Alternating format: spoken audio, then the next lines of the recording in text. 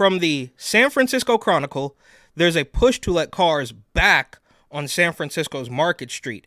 It's not a good idea. So a handful of years ago, they closed part of Market Street to vehicle traffic to make sure that the bikers and the pedestrians were going to be safe. We can all go green. And now some people are pushing back on the communist takeover, even though almost all of the businesses have already left. And the Chronicle is here to let you know this is not a good idea. And there's a weird ad here. We miss our community too. You can still support local businesses. And that's an obvious sign that things aren't going great in San Francisco, which we all know. The malaise that now grips downtown San Francisco is so entrenched that any would-be solutions attract the following, no matter how simplistic the quick fix might be, such as the notion that private automobiles should be allowed to return to Market Street. The idea has been kicking around sectors of the business community for the past year. It got more attention when former supervisor Mark Farrell entered the race for mayor last month with an economic vitality platform that includes open Market Street back up to cars. And obviously they never should have shut it down, but that was their way of trying to gain control of every little thing you do. Simple, right? Restore every family's four-wheeled friend, and the city's Grand Boulevard again will bustle with bag-clutching shoppers and besuited business types. If only things were that easy. Well, obviously opening up Market Street to cars is not going to bring the businesses back. They're all gone. They've been looted by thugs and junkies. And of course, the small businesses were shut down by the heavy-handed government overreach to keep people safe from Rona. The current system, removing cars to clear the path for mass transit, emergency vehicles, and bicycles, isn't perfect. Okay, well, quite obviously. And that's them, nicely saying that it was a bad idea to begin with. But to claim that ending it will make Union Square and the financial district spring back to life is an exercise in wishful thinking at best. We shouldn't scuttle an effort launched just as Rona caused downtown to collapse. Well, it wasn't really Rona. It was obviously the government overreaction to Rona. And it wasn't even an overreaction. It was exactly what they were planning to do. But find ways to build on what makes the traditional center of San Francisco a distinct regional attraction. And I hate to break the news to you guys, but it's all gone.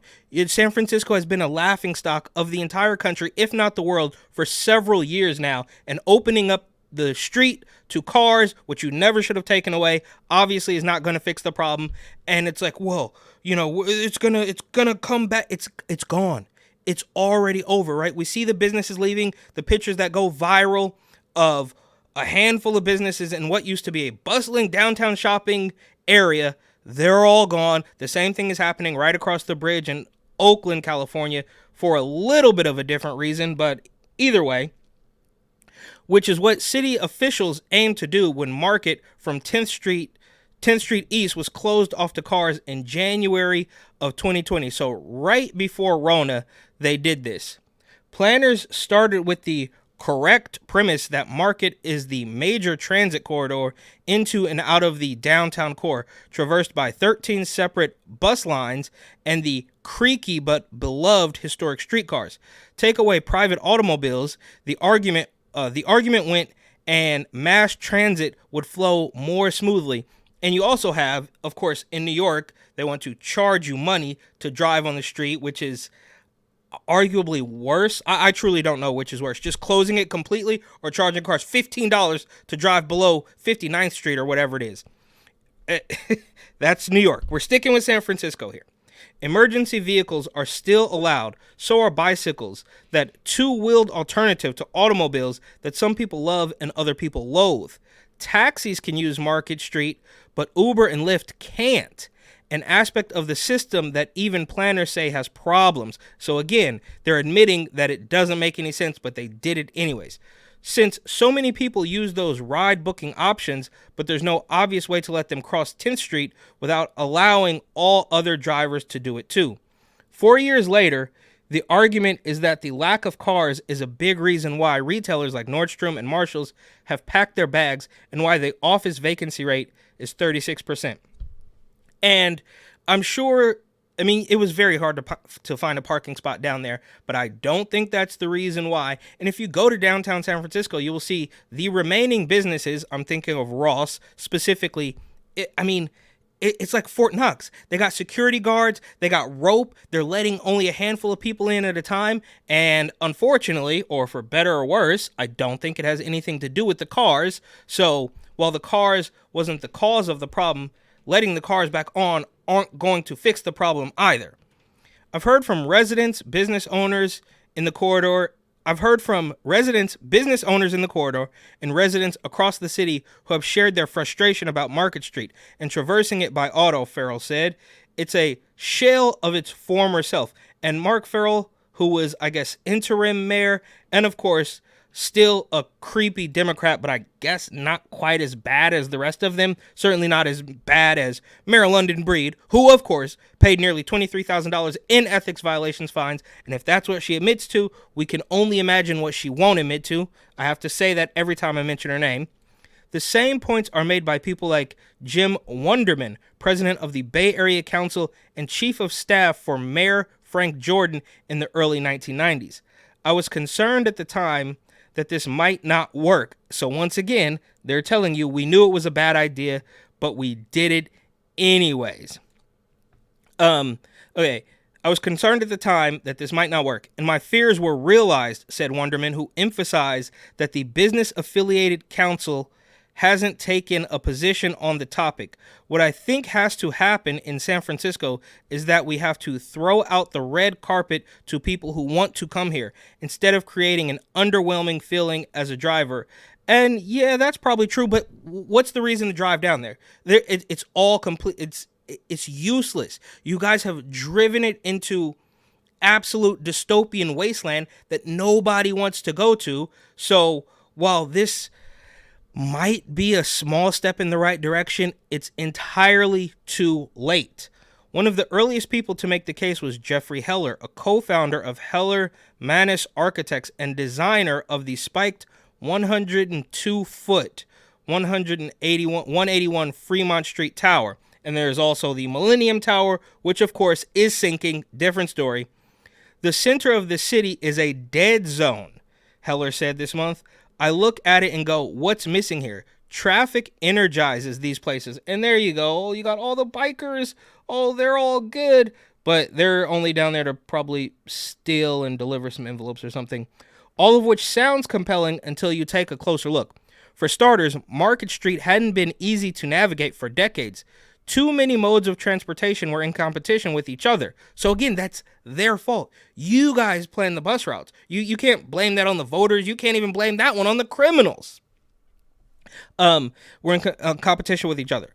Buses and cars and cyclists all vie for space while the streetcars slowly chug down their tracks. Side lanes vanish where the sidewalks widen to allow access to the BART stations at Powell and Montgomery Streets. Some streets enter at right angles, others at a diagonal. Downtown Market Street has always served as a major transit and pedestrian spine. It has been of only marginal use as a traffic carrier. In the words of the city's planning department, if one function of the street must be sacrificed, it should be that of carrying private vehicles. I might argue that's incorrect simply because the street is typically used for cars. That's what it's always been for. But now they want to pretend, right? And San Francisco, I think, was among the first to do the whole electric bus thing with the big lines. And that's fair enough, but you took it too far. Like I always say, they overplayed the hand. These words were written in 1963. So all the way back in 1963, somebody said that, oh, you should sacrifice the cars for the other people on the street. I disagree. But anyways, that's before BART opened and Market was remade as a red brick boulevard that didn't allow parking or curb cuts. Oh, and remember the Embarcadero Freeway? For 31 years, it provided elevated access from the Bay Bridge to and from the financial district. It was dismantled in 1991, which brought the Embarcadero and ferry building back to life, but forced commuters to slog their way across. You guessed it, Market Street. It also made a driver's journey along Market Street even worse. You can't go from point A to point B when there's a stranded Tesla in the intersection blocking movement because too many drivers shrugged off the yellow light about to turn red. Get the picture? Market Street was never smooth sailing for automobiles. You can bet most of the suburban shoppers who have abandoned Union Square for upscale retail centers closer to home made little use of Market. There's another, much more obvious reason that office buildings are empty and storefront. Okay. Well, there's literally been cases where same thing again is happening in Oakland. They will issue warnings, most notably at the federal building on 6th and Mission, I believe. So you could drive on Mission, but you can't drive on Market. And it was less than a year ago, I believe now, that there was a warning issued to employees of the federal building to work from home because it was a literal zombie apocalypse down there. So bring the cars back or don't, doesn't matter. It's too late. It's already gone. Okay, a more obvious reason that office buildings are empty and storefronts display for lease signs that nobody's gonna lease, right? Or maybe these people sell it all. Wait. So people sell their buildings or get out of their leases, and the political regime buys it up dirt cheap and builds back better, so to speak. And now all of it's worth more, and gentrification takes hold. If you're lucky, right? If you're lucky, they are doing this on purpose and they're going to clean it up and it will be worth so much more money in a decade. But that's probably not even the case. Or maybe it could be. I don't know. I'm kind of torn, actually, because why else would they destroy everything? Because they have to live there too. But I don't know. Maybe we'll never know, or maybe time will tell. The pandemic, which arrived in full force less than 2 months after the car-free experiment began. And there's a photo of an MTA traffic worker guiding the few cars that are crossing Market but not driving up or down Market. I won't belabor the obvious, but when office workers are told to work from home and most stores close and the tourism and convention sectors of the economy slam to a halt, business suffers. When the scourge of fentanyl is all too apparent on the streets and images of looting and flagrant shoplifting define the national media narrative around San Francisco, people stay away. The doom loop isn't your drive down Mission Street on the way to Neiman Marcus. Raise these points and critics of car-free Market concede that downtown's ills are complex. This is not a panacea, Farrell said of his proposal to turn back the clock. It's just common sense. We have to be able to adjust as the city. We have to be able to adjust as the city when things aren't working. Market Street's lack of cars is not the city's biggest problem. I know that, Heller said, before hastening to insist if the pandemic hadn't happened, the effect on Market Street would be just as bad. And I don't know about that. You probably would have some mom and pop businesses that weren't getting looted that, still could have stayed in business, but they were forced to close. We don't know that. What we do know is that as of last month, bus routes down Market have had as much as 4 minutes shaved off their journeys, while ridership is up to 79% of pre-pandemic levels. And that's a small victory for them, right? Well, we destroyed everything, but we're getting close to what it once was. Meanwhile, there's been a 40% drop in collisions. Oh, it's great. So it's kind of working out. Like, there's no cars on there, so there's no more traffic collisions. Kind of like when Mayor London Breed says that crime is going down. Yeah, well, because retailers have also left. We also know that flagrant crime downtown is nowhere near what it was the first 2 years of the pandemic. There was like 2 weeks, 15 days to slow the spread. That was the pandemic. I mean, it was all a complete hoax, but that would have been the crux of it. And anything after that, the year, 2 years, 3 years after, was just government overreach communist nonsense. Meanwhile, the success of the vacant to vibrant effort to give small downtown businesses a toehold in those empty FI-DI storefronts is promising. It suggests that looking ahead, more building owners might realize that lowering rents and how are they going to do? Okay, you guys completely destroyed this, and then want to point the finger, never the thumb. And finding tenants that aren't national chains is an effort worth making, if only to make downtown San Francisco feel more like, San Francisco. Besides, what if cars are returned to Market Street and there's still a ghostly feel to Union Square and the financial district? Will the next crusade be to rebuild the Embarcadero Freeway? That gave drivers more options too. So this is, it's all an exercise in futility, I suppose. Take the cars, leave the cars. You destroyed everything on purpose and are now trying to clean up the mess you made.